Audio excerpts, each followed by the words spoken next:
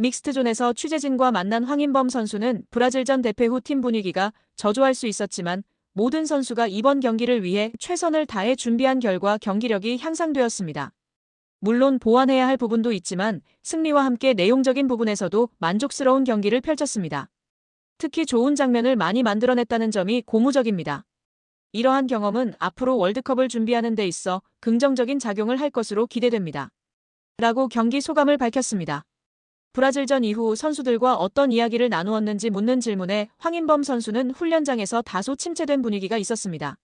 손흥민 선배님과 홍명보 감독님께서는 이러한 경기 이후 무너지지 않고 다시 일어서는 것이 프로 선수로서 국가대표로서 의무라고 말씀하셨습니다. 오늘 선수들이 그러한 모습을 많이 보여준 것 같아 기쁩니다. 월드컵에서도 첫 경기에 패할 수 있습니다. 그럴 때 어떻게 마음을 다잡고 나아가야 하는지 배울 수 있었습니다. 긍정적 에너지를 얻고 돌아갑니다.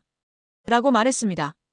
아무래도 브라질전 졸전 대회 이후 손흥민 선수가 선수들의 멘탈을 붙잡아준 것 같은데요.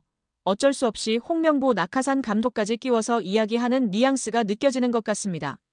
선수로서 사회생활해야 하니 이해해줘야 합니다. 부상당한 종아리 상태에 대해서는 복귀 후 처음으로 65분 정도를 소화했습니다. 긍정적으로 생각합니다. 종아리는 한번 문제가 생기면 지속적으로 문제가 발생할 수 있는 부위입니다. 까다로운 부위인 만큼 무리하지 않고 여유롭게 몸 상태를 끌어올리려고 합니다. 페예노르트와 대표팀 모두 저를 배려해 주셔서 감사합니다. 라고 말했습니다. 이어 황인범 선수는 홍명보 감독님과 로빈 반 페르시 페예노르트 감독님께서 잘 배려해 주십니다. 조절이 중요한데 많은 배려를 받고 있습니다. 부상으로 경기에 나서지 못하는 모습은 보여주고 싶지 않습니다. 경기 시간을 잘 조절하면서 몸 상태를 끌어올리고 있습니다. 두 감독님께 진심으로 감사드립니다. 라고 덧붙였습니다. 황인범 선수는 벤치에서 공식 집계 관중을 봤습니다. 22,000명 정도 오신 것 같습니다. 제가 대표팀에 합류한 이후 홈 최저 관중이었습니다. 여러 가지 이유가 있겠지만 우리 선수들에게도 책임이 있다고 생각합니다. 브라질전 결과도 영향을 미쳤을 것입니다. 오늘은 이겨서 긍정적으로 작용할 수 있을 것 같습니다. 팬들이 기대감을 갖고 경기장을 찾아오실 수 있도록 피치 위에서 최선을 다하는 수밖에 없습니다. 22,000명의 관중분들께 진심으로 감사드립니다. 라고 전했습니다. 최근 쓰리백을 중심으로 전술을 구축하고 있는 홍명보호의 월드컵 경쟁력에 대한 기대가 높아지고 있습니다. 황인범 선수는 우리가 쓰리백 전술에 적응하여 경쟁력을 갖춰야 한다라며 9월, 10월 4경기를 통해 좋은 장면을 많이 만들어냈다. 브라질전에서는 보완해야 할 부분이 있었지만 남은 기간 동안 충분히 개선할 수 있을 것이다. 소속팀에서도 대표팀에서 훈련했던 내용을 잊지 않고 경기력을 유지해야 한다. 내년 6월까지 2번의 소집 훈련만 남았다. 다시 소집되었을 때 준비한 대로 경기력을 발휘할 수 있도록 최선을 다하겠다. 어떤 포메이션을 사용하든 월드컵에서 경쟁력을 보여줄 수 있도록 노력하겠다라고 각오를 다졌습니다. 쓰리백 전술에서는 황인범 선수의 중원 역할에도 변화가 예상됩니다. 그는 쓰리백에서는 중앙 미드필더가 3명에서 2명으로 줄어든다. 하지만 전체적인 전술적인 변화는 크지 않을 것이다. 브라질전에서 상대 윙백과 공격수 간의 거리 조절을 어떻게 하면 더 효율적으로 할 수 있을지 많은 것을 느꼈다. 이러한 부분들을 보완하여 쓰리백 전술에 적응하겠다라고 말했습니다. 이번에도 옌스 카스트로프 선수와는 호흡을 맞추지 못한 황인범 선수는 영어를 잘하지는 못하지만 소통하려고 노력했다. 카스트로프 선수가 발탁되었을 때 경기장에서 함께 뛰면 어떤 느낌일지 궁금했다. 아쉽게도 함께 뛰지는 못했지만 좋은 선수라는 것을 알고 있다. 앞으로 시간이 있다. 어떤 선수가 뛰든 기복 없이 좋은 호흡을 보여야 한다. 누구든 팀이 원하는 모습을 잘 보여주는 것이 중요하다라고 밝혔습니다. 결국 황인범도 홍낙하산 전술의 세부적인 지시, 치밀한 세부 전술 부재, 옌스 활용의 미흡에 대해 우회적으로 비판한 것으로 여겨지고 있는데요. 선수들조차 쓰리백 전술에 대해 아직까지도 잘 이해하고 있지 못하고 있는 상황이 진짜 참담합니다. 11월, 3월 단 4경기를 공식적으로 앞두고 있어 걱정이 높은 상황입니다.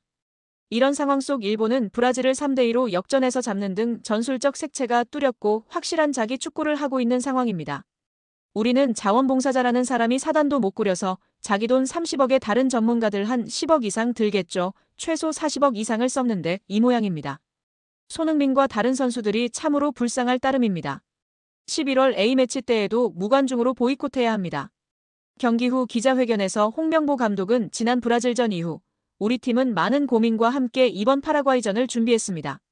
저는 선수들에게 전술적인 부분뿐만 아니라 팀으로서 하나 되어 싸우는 정신력과 집중력을 특히 강조했습니다. 그리고 오늘 경기에서 우리 선수들은 제가 준비한 전술과 전략, 그리고 경기 중 내린 지시들을 그라운드 위에서 놀라울 정도로 잘 이행해 주었습니다. 특히 지난 경기에서 아쉬움을 보였던 공격 연계와 손흥민 선수 활용 문제에 있어서도 오늘은 주변 선수들이 더 유기적으로 움직여주면서 손흥민 선수에게 효과적인 지원이 이뤄졌다고 생각합니다.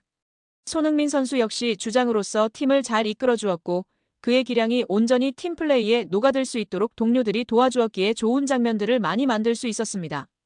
우리는 볼이 없는 상황에서의 움직임, 그리고 상대의 압박을 이겨내는 빌드업 과정에서 준비한 대로 침착하고 지능적으로 대처하며 안정적인 경기 운영을 선보였습니다. 물론 득점 기회를 더 많이 살리지 못한 아쉬움도 있지만 파라과이라는 강팀을 상대로 무실점으로 승리했다는 점은 매우 고무적입니다. 이는 선수들 개개인의 뛰어난 역량과 함께 코칭 스태프가 준비한 전술을 이해하고 그라운드 위에서 최선을 다해 실행해준 결과라고 확신합니다. 선수들 스스로가 발전하려는 의지를 가지고 제가 요구한 내용들을 믿고 따라주었기 때문에 이러한 좋은 경기 내용과 결과를 가져올 수 있었다고 생각합니다. 감독으로서 선수들에게 매우 자랑스럽다는 말을 전하고 싶습니다. 오늘 승리는 우리 팀이 한 단계 더 성장할 수 있다는 자신감을 심어주었을 것입니다. 하지만 하나의 승리에 안주하지 않고 앞으로 남은 경기와 다가올 중요한 대회들을 위해 더욱 철저히 준비하고 발전해 나갈 것이라고 전했습니다. 여전히 유자 빌드업, 의미 없는 점유를 하는 등 형편없는 경기력이었는데 아무래도 다른 경기를 본 것 같죠? 정신세계가 진짜 다른 곳에 있는 것 같습니다. 전문가들이 계속해서 이야기했던 수비적, 공격적인 세부 전술이 미흡하고 보이지 않는다고 했는데 이번에도 그랬던 것 같습니다. 전술적 완성도 색채가 확실히 약합니다.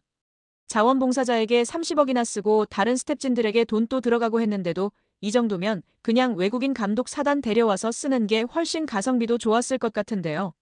참 몽규랑 명보가 모든 것을 망쳐놓고 있습니다. 이번 파라과이전 2만석 정도만 찬 게 아주 좋았고 더 줄어야 합니다. 계속해서 동참해 주십시오. 11월 A매치 기간에도 확실히 보여줘야 합니다. 손흥민 선수의 미국 메이저리그 사커 MLS LAFC 이적이 완벽에 가깝다는 평가가 나왔습니다. 영국 BBC는 8일 로스앤젤레스에서 리오넬 메시와 같은 영향력을 발휘하는 손흥민이라는 제목의 기사를 게재했습니다. 손흥민 선수는 LAFC 입단 후 9경기에서 8골 3도움으로 MLS 무대를 뒤흔들고 있습니다. 손흥민 선수의 합류로 LAFC는 MLS컵 플레이오프 PO에서 뛰어난 활약을 펼칠 팀으로 주목받고 있습니다. BBC는 손흥민 선수가 잉글랜드 프리미어리그 토트넘 호스퍼에서 활약하던 마지막 시점에는 그의 활약에 의문이 제기된 적도 있었다라며 LAFC에서 초창기 보여준 그의 활약은 어떤 침체도 일시적이라는 안도감을 줬다라고 평가했습니다. 이어 MLS가 선수 생활의 마지막에 이적하기 쉬운 리그일 수 있지만 어려움이 따르고 항상 적응하기 쉬운 것만은 아니다라고 덧붙였습니다. BBC는 손흥민 선수를 LAFC의 주력 영입 선수였던 카를로스 벨라 선수와 비교했습니다. 라리가 레알 소시에다드에서 뛰던 벨라 선수는 2018년 LAFC로 둥지를 옮겼습니다. 첫해 공식전 31경기에서 15골 11도움의 뛰어난 활약을 펼쳤습니다. LAFC 경기 해설을 오랫동안 한 데이브 데놈은 벨라 선수는 경기장 안팎에서 정말 대단했다. 손흥민 선수도 정확히 같은 일을 해냈다. 완벽한 영입이었다라고 BBC에 말했습니다. BBC는 벨라 선수가 캘리포니아 남서쪽 해안의 대규모 멕시코계 커뮤니티를 대표했던 것처럼 손흥민 선수는 LA의 상당수의 한국인을 대표한다라고 간조했습니다. 손흥민 선수의 입단 후 인조잔디 경기 출전도 주목했습니다. 축구방송인 맥스 브레토스는 손흥민 선수의 두 번째 경기는 뉴잉글랜드 원정이었다. 그곳은 인조잔디 구장이다라며 보통 빅스타는 인조잔디에 바로 투입되고 싶어 하지 않는다. 하지만 손흥민 선수는 선발로 출전해 90분을 뛰었고 도움을 기록했다라고 돌아봤습니다. 이어 손흥민 선수는 입단 직후 경기장에 나섰다. 팀 동료들의 반응은 정말 대단했다. 그들은 정말 손흥민 선수를 좋아했다. 마치 몇 달 전부터 경기장에 있었던 것 같다라고 전했습니다. 그는 손흥민 선수가 메시처럼 LAFC의 프랜차이즈 스타가 될 수 있다고 했습니다.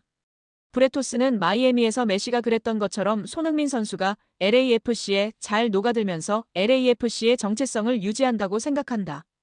완벽한 조합이다라고 호평했습니다.